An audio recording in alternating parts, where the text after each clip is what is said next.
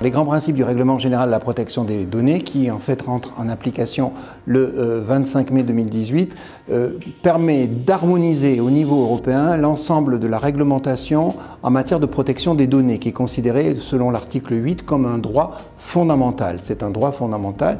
Et donc, chaque personne aujourd'hui, on sait, va pouvoir être protégée dans toute l'Union européenne.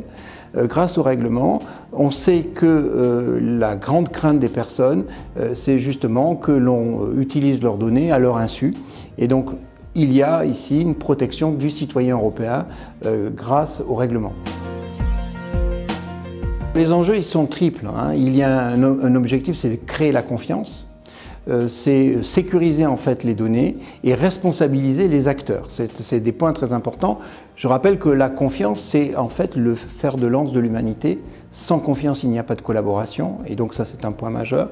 La sécurité, tout responsable de traitement qui collecte des données doit sécuriser ces données, et c'est mis en place. Et cela passe parce que de l'autre côté, on abaisse en fait le seuil des déclarations à faire auprès des organismes de régulation, la CNIL en France, et donc du coup, eh bien, il y a une responsabilisation accrue des responsables de traitement et des sous-traitants.